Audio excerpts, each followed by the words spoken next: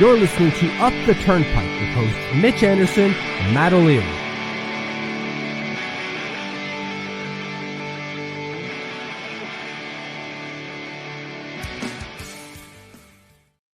Hello and welcome to the Up the Turnpike post-game show. What's going on? Matt O'Leary with Mitch Anderson. Mitch, how's it going, buddy? Doing all right, buddy. I'm doing all right on a Sunday. Islanders won 3 games in a row. Stayed up late to watch this one. Feels good to be able to go to sleep with a win. So that's how I'm feeling. What about you? Yeah, surprised to see the New York Islanders rattle off 3 games in a row. They're a team that for a long time this year struggled to put together back-to-back wins, and now after Lou Lamoriello says he believes in this group, rattle off 3 wins. Look at that. Where was this earlier? I suppose. Yeah. Game 1. I believe in this group. Oh shit, guys, let's go. Maybe. I don't know. I think we'll get into how this makes us feel overall in the larger picture a little bit later in the show. But yeah, I think you can tell by our general disposition that we're like towards it. Yeah. So let's get into this game. Islanders head on the road to Utah. In the first period, no goals for either side, Mitch. Islanders had a bunch of shots in comparison to Utah, though. 14-5, they outshot them, but not able to get anything to go. They had 2 power play opportunities in the first period and naturally did not score on either of the 2. No, they didn't look particularly awful, I would say, on the power plays, but they didn't look great either. They generated 1.67 expected goals in that first period. Okay. At one point, the shot differential was at least 8-1. I don't know if it got too much higher than that. It may have gone at 1.10-1, if I remember, because Utah, for some crazy reason, has the shot count on the scoreboard. What a wild concept, MSG. I know none of you have that anymore, apparently, but I get to still watch MSG.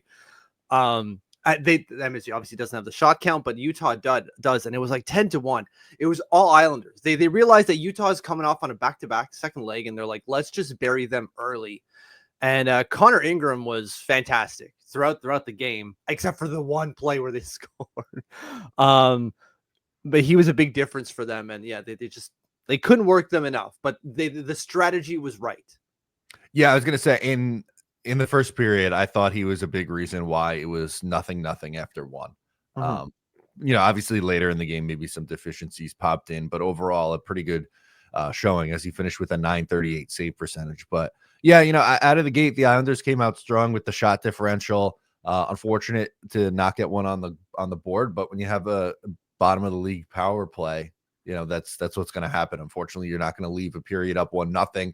You'll leave a period tied 0-0, even though you probably deserved to have the lead after 1. Yeah, and you give them life. Like, you had 93.4 expected goals, the expected goal percentage in that first period in all situations, because we're adding the power play in that. But if you just take the 5-on-5, it was 91%. 91% of expected goals in that first period, and you couldn't leave with 1. That's really bad. It was one-way traffic. And they couldn't get it to go. So good job by Utah and Connor Ingram as well, who recently lost his mother. So thoughts and prayers, I suppose, if you do the prayer thing, to Connor Ingram and his family, because they're going through it right now, which is why he was away for a while, but came back and clearly put the team on his back on this one. Yeah, the Islanders really came out with a strong game plan. It just didn't work because, well, shocker, they don't really have the talent. Exactly. And unfortunately, so, that's wrapping up the first period. Early in the second period, Utah actually takes the lead. So that good start kind of squandered for the New York Islanders as Nick Schmaltz is able to tip one in for his 8th of the year. Yeah, and just the Utahns, whatever you want to call them, just throwing pucks towards the net. Like, watch how many shots are going towards the net. I've already counted 3 in this one replay. This is the 4th one, and it squeaks through on a really depth, whatever you want to call it, the deflection from Schmaltz there. Pucks to net, like you keep saying, man. Like, honestly, it works. Yeah, it does. And it just felt like the Islanders were chasing that entire time. Like, just couldn't get possession of the puck, but kind of just scrambling. And then eventually they're able to get one past Hogberg. Yeah, who was fantastic as well in this game. I thought Hogberg was great. Clearly shows that the Islanders know how to identify how did I term it in my head earlier? Like marginal talent. And what I mean by that is players for the margins of the roster. They're really good at identifying like third liners, fourth liners, third pair defensemen, and backup goalies. It's just we need their pro scouts to start identifying guys for the top end of the roster and get those plays. That would make a big difference, right? But he was great. Glad that he was able to keep showing that he's got quality in net there. So maybe we got a long-term backup here, at least for another couple of years. Yeah, that'd be nice. And Ilya Sorokin's sick, so he was unable to go. So if you didn't see and had any concern why was Hogberg and is Ilya Sorokin under the weather, so he gets the night off, and backup goalie played pretty well in this game. Shots were 10-5 Utah in that second period. Obviously not a ton going on for the Isles in that one. They did have, I was going to say a power play opportunity, but it wasn't. It was 4-on-4 at the end of the period with Utah and Adam Pelech taking a penalty. Yeah, Adam Pelech, kind of caught him dirty, but then whatever, the retaliation on the other side, so we're all right. Yeah, Utah came out and said, no, we can't have this, what we're doing in the first period, and they had 66.2% of the expected goals at 5-on-5. They said, we can't do that again. And they've got the youth to stick it through. You got guys like Logan Cooley and Clayton Keller, to name a few. Dylan Genther is not playing, but you have those two guys at least really dominating for Utah. Logan Cooley looks amazing. Shades of Nathan McKinnon. Just the aggressiveness and how he approaches play with the puck. I'm not going to say he's going to score 140 points going forward. It's just the way he plays. I'm sure, I don't know, I haven't read it. He models himself after Nathan McKinnon. Again, just the aggressiveness of his stride and how he attacks the puck when he's got it on his stick. Shades of McKinnon. I think that's a good comp. And not saying like that's what he's going to turn into necessarily, because that's lofty expectations, but stylistically similar. Exactly. Kind of like was Noah Dobson models his game after Alex Pietrangelo, which we know for fact because he said so. And you can see that, shades of it because he doesn't have the defensive side, but he's got shades of Pietrangelo in him, whereas you can see that in Logan Cooley. And it made a difference for Utah in that second period, for sure. 100%. So actually, Utah leads after 2 periods of play after their tough start. Islanders down 1-0. That goal came early in the second, 1:13 into it, but that was a lone goal of the period. Yeah, and then I don't know about you, but I was kind of worried going into the third. Going, here we go, 1-0 down on a third game of a road trip. We're not good in third periods. Balai, and then they proved me wrong. Yeah, this was the kind of game going into it, like, or not going into it, but like going into the third period. I thought they would probably lose like 2-0 and the second goal coming on an empty net goal kind of thing. Yeah, just one of those nights where it's like, they don't have it. But clearly, both you and I were wrong on that one, as the Islanders would get on the board, and it was Brock Nelson getting on the board. He's scoring goals again, Mitch. I can't believe this play. Watch how he ghosts whoever number 7 is here. Boom, behind the net. Doesn't see him. That pass by Anders Lee. Holy shit. Honestly, when the play happened, I thought it was Matthew Barzal passing that puck. Yeah. How telegraphed it was. Barzal with the secondary assist on it, but Anders freaking Lee, man. Spoiler, you're going to have a 2-point night here and pacing out for like 68 points on the season. Guy is on one in 24-25. Watching the replay again gave me chills. Just looking back to the goal, because when you're watching it happen, you see Brock Nelson. He's always moving, right? Doing the butchie thing. He's got his feet moving. He goes behind the net, and that's when whoever's covering him, wherever the hell number 7 is for Utah, I want to get their name right because screw them. Not because they're a bad player, but they made a bad play there. Number 7 is Kesselring. Sorry, Kesselring. Okay. Kesselring. My God, I can't pronounce it. Anyways, when I saw Kesselring stay there and Brock goes going, here we go. You can see the opening, right? And you're waiting for it. And then a puck goes to Anders Lee, and you kind of get a little deflated. It's not because Anders Lee is bad. It's just he's not. You don't think of him as a playmaker and able to make these cross ice passes tape to tape like Barzy does. And then he does the goddamn thing. And yeah, again, Brock Nelson scoring goals. Oh, fantastic. Again, chills thinking about it. Beautiful sequence there. Anders Lee picks up his 15th assist. Barzal picks up his 9th assist. And the Islanders tie up the game 3:36 into the period.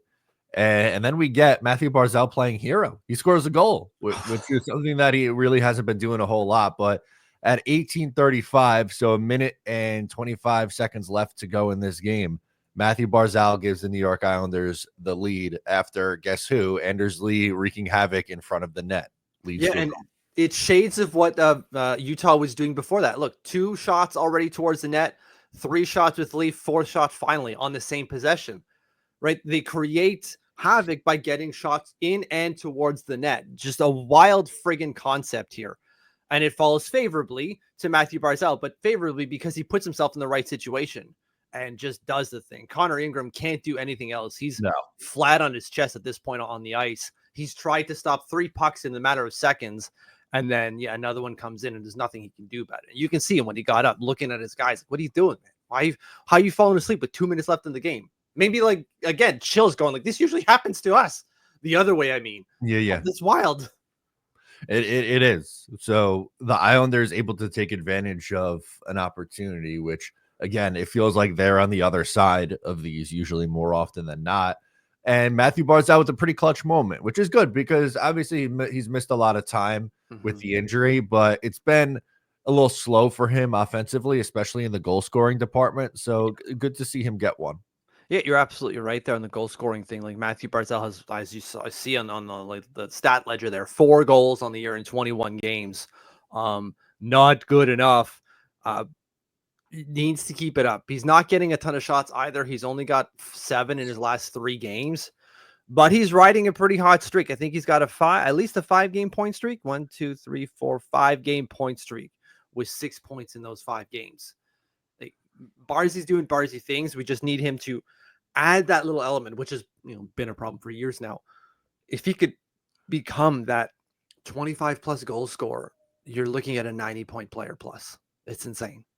Yeah, he just hasn't proven that he's able to get to that point yet. It's just wild. And it's crazy because he's put up 85 points already. He had 80 points in 80 games last year. And 23 goals, right? It's not a big difference. It's just adding that little bit. And he had 240 shots on goal last year, which is, what is it, 50, 60 more? Not even, like 70 more than he usually gets. That's wild.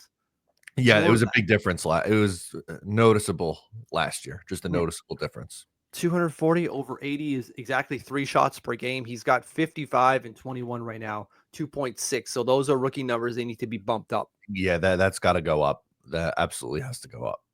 So, but he got how many today? Like 2 or 3, you think it was? I don't want to look at the number because I'll let you know in a second here. It was 2 shots. Yeah, not enough. Need more from him. Needs to be a little bit more selfish, just a bit. But we're complaining after he does the proper thing. So maybe I should take a chill pill here. Yeah, but Islanders win 2-1. They make it 3 straight on the road, and now coming back for an extended homestand here. So look at that. Are they going to do the goddamn thing? Are they going to do it? No, I don't think so. They play horrible at home. They're better on the road than they are at home. So you could probably expect things to go off the rails at home. That would be my thought. Although marginally, there's 7-9-2 at home, which is obviously a losing record, and then 10-9-5 away.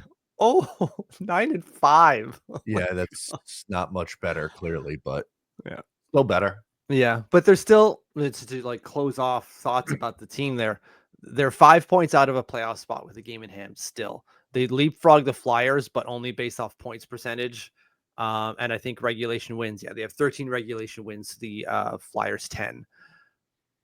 I don't believe that they're going to do the thing. There's way too many teams to start leapfrogging again. Like Detroit won 6. They play Senators on Tuesday. That would be a huge one if they can get a win over them, because that might help them leapfrog a team or two. I get what Lou Lamoriello is saying is that they're still within contention mathematically, but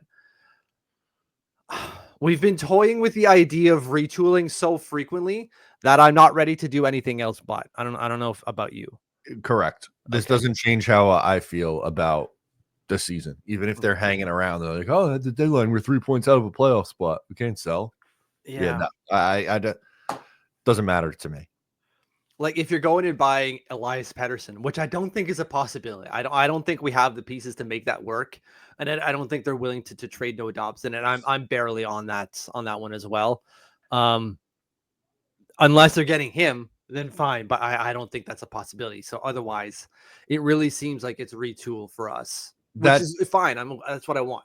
Right. And that's the exception, obviously. Like, yes, that's technically buying, but it's not like buying for right now. It's buying for like the next 7 years. So that's different. And that's I would with the pieces that would have to go the other way, I would still consider that a shakeup. True. Yeah. Yeah. Because we'd have to shed some money. He's on 11.6, I think it is, for the next bajillion years. Yeah. No, that's a lot of money that's got to move. But I don't think that's happening. And it worries me if they get into a position where they're going to start buying at the trade deadline. We'll see, though. I guess, like, if they're winning, great. We want them to be winning. It's just what could have been type of thing. Maybe. Yeah, I don't think that's the right move to do here. Although maybe they still do, like we've said a bunch of times, the Washington Capitals, where they're still winning. Like, whatever, we're going to trade this piece anyways because it just makes sense to do so. That doesn't sound like Lou Lamoriello to me. No, it doesn't. Didn't the Flyers do that last year too? They kind of did, yeah. They were still like kind of in it, and they're like, no, we still have to do this thing. Whatever, we're going committed to winning, but we still have to recoup the pieces that we need to recoup. Yeah. So take notes, Lou.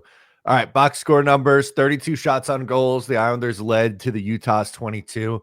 A rare face-off night where they did not lead, 50.8% to Utah. Neither team scored a power play goal. Islanders 0 for 3, Utah 0 for 2. So that's 8 penalty minutes for Utah to the Islanders 6. 25-23, Islanders with more hits. Block shots, Islanders with 2 more, 24-22. Giveaways, Utah had a ton, 25-10. And takeaways, 3-1 in favor of Utah. Yeah, sloppy Utah on the second leg of a back-to-back. Islanders really couldn't make them pay too much, but Connor Ingram was on one clearly. Just on the penalty stuff, they're now what we said before the game, 3 games in a row without allowing a power play goal against, which is great. But they've only taken 4 penalties, so clearly it's 1 or less. You can't have more than 2 penalties. No. Over 1.5 penalty minutes for the Islanders, or 1.5 penalties for the Islanders, is trouble territory. They're giving one up. It's going the other way. Can't have it. Cannot have it. So keep it up, I suppose. Ice time for forwards, Mitch. Who's leading the way? I assume it's Matthew Barzal. By a fairly significant margin, 22-10 for him. Next closest, Brock Nelson at 20 minutes, 43 seconds. Yeah, we had 3 power plays, and he was clearly, or has been, one of our better players. Again, 5-game point streak for him. You got to get him out there for a team so deprived of offensive ability. So, yeah, absolutely makes sense. Least. Matt Martin. 6 minutes, 33 seconds. The entire fourth line, I don't know if you saw, they did not get very many shifts. I believe it was in the second period. They went an extended time without getting a shift. So you have Pierre Engvall, Kyle McLean, and Matt Martin all with under 8 minutes of ice time. Yeah, that's it. It is what it is. Oh wow. I'm just looking at the shift charts here. I don't know if I can share it. It's quite interesting. Is this the one that I want to share? This one here. There we go. Share that. Right here. Look at ours. One color for everyone. Utah, different colors for everyone. Makes it so much easier to see who I'm looking for here. Yeah, that looks wild. But then, yeah, you see the third line here. Look at that, Matt Martin. Oh, no shifts in the third period at all. Not one. 1 shift for Pierre Engvall in the third period. Same thing for Kyle McLean and Grant Hunt. Yeah, and there was a huge gap in that second period where they didn't come out too. Exactly. Yeah, you see that gap here from 30:04 to 43, 12 minutes without a shift. Oof. Okay. Oof. He doesn't trust them, No. obviously. But our entire identity is based off the fourth line, Matt. What year is this? It's not 2015 anymore. I don't buy it. Like I know Lou is not saying that we built our identity this year on this fourth line. It's just that he didn't, for some reason, see or foresee that losing 2/3 of the fourth line, as they should have done. I shouldn't even say 2/3, 1/3 now. Yeah, it is 1/3. It's not 2/3. Yeah, would necessitate a change in that identity, and they didn't really kind of bridge that gap properly, which is really kind of troubling. That was the whole point of getting rid of them. Like, we are now making this clean break from what our identity used to be and going towards what should be our new identity. And you didn't establish that. That's bad. Yeah, it is bad. Big time mistakes. Mm-hmm. Thumbs down for that. But whatever. Defense. Noah Dobson leads the way. Again, by a significant margin, 27 minutes, 18 seconds. Next closest is Adam Pellick at 23:41. Who was good today? Adam Pellick was good. Bring up that other hockey card that said that he was really good for some reason all year long. Yeah, he stopped the goal. Yeah. Which was obviously very important, but he was +2 on the night. Very good. Yeah, defensive plays were good. Outlets were fine. His transition for whatever he does in terms of transition was okay. There was maybe one bad play I saw. But the rest of it was great. The penalty wasn't ideal, but he was battling all night, so it's fine. I like it from him. He had a good game. But with no Alex Romanov, oh my god, Romanov and Grant Hutton playing like 10 minutes, which I assume means that Dobson's getting a ton of minutes. Yeah, So, exactly. So I was going to say, Grant Hutton is obvious the least amount of ice time. So I thought it'd be more fun if you guessed what the ice time actually was. Looking at that shift chart, seeing that he did have a shift in the third period, or he may have had one. I don't think he did. I'm going to say it's 11 minutes and 30 seconds. Cut it in half. 5:07. Oh, that is embarrassing. He has to be pissed off for that. 5:07. Jeez. I would be pissed. You called me up for this. This is what, like, even if you just don't believe in me, don't call me up, man. He had 8 shifts. I would be pissed off. You're almost better off rolling 13 forwards at that point. Honestly, yeah. Like maybe they can justify like he just coming in from Bridgeport, maybe went on to, like, maybe he's a little gassed and jet lag type of thing. Maybe. But god damn it, man, that's got to be embarrassing for him. I kind of feel bad for Grant Hutton. We'll see. Hopefully Romanov isn't out very long, but if he has to play again, we'll see if that number goes up from 5. Yeah, hopefully it does, because then it tells you that it wasn't a lack of belief in the individual. It's more circumstantial and contextual in terms of why he doesn't have, like 10 to 11 minutes of ice time, which is still low. Which is still very low. Cholowski finished with 15:25, by the way, but he has to play more, obviously, if you're only getting 5 minutes rather out of Grant Hutton. That's rough. Oh my god, I feel bad for him. That's tough. Hogberg, very good. Stopped 21 of 22 for a .955 save percentage. Yeah, what's his save percentage on the year now? And I'm wondering. I'm gonna go look at it myself there instead of making you do that. Although apparently I'm super freaking slow. .950 and a .156 goals against. Amazing. 950. But he's got like what, 2 games there? 4 games played. 2 starts, 4 games. Right on. That's great. Good for him. Yeah, that's fantastic. Good backup. Again, good identifying of talent there, guys. Good from the pro scouts for finding him. We'll see if those numbers in terms of games played rack up. But great numbers there. Don't look at his Bridgeport numbers, for the love of God.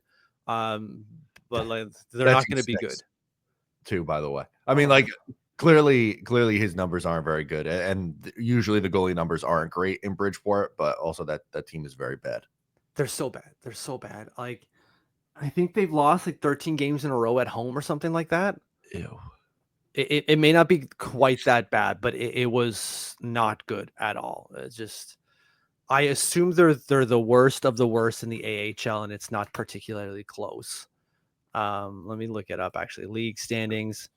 If we do league overall, all the teams, Bridgeport Islanders have 18 points. Next worst team, Henderson Silver Knights at 20. So not clearly the absolute worst by a long shot, but easily the worst. Yeah, they are still the worst, which is great. Yeah, 2-8 in their last 10. Good job, guys. Any final closing thoughts here on this 2-1 Islanders game?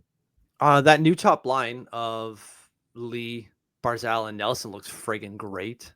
Yes, this line does seem to be working well. So good job, Patty, for that. Hopefully they keep sticking together and they keep doing the thing and then creating a little bit more chemistry and bumping up that trade value for Brocky Brock. Yeah, I mean, I think they did this to try to revive Brock Nelson, and it seems to be working, which was the point that I was going to bring up is, like, yes, it's good that it's working, but I think they did it with a purpose and trying to get Brock Nelson in particular going because, Barzal has been hot for the last few games and Lee's been their best player this year. So Exactly. So you're right. And you got to get Brock going for one of two reasons. I assume is the first one, and that's just to get him going to try to win games. And number two, maybe, I doubt this, you do that so you can up the trade value. I don't think that it had any thought in, No. or that came up in Lou's mind, but that could be an unintended benefit. Exactly. So there we go. Beauteous. That's all I've got. What about you, buddy? Yeah, that was going to be my closing thought. Is Islanders top line looks good. They have a legit backup and feel better. Ilya Sorokin. Yeah, absolutely. So cheers to that. Have a good morning, everyone, and we'll see you on Tuesday, I guess, for the next game. There we go. That'll do it for us on this one, guys. We appreciate you. I'm Matt. He's Mitch, and we'll catch you next time.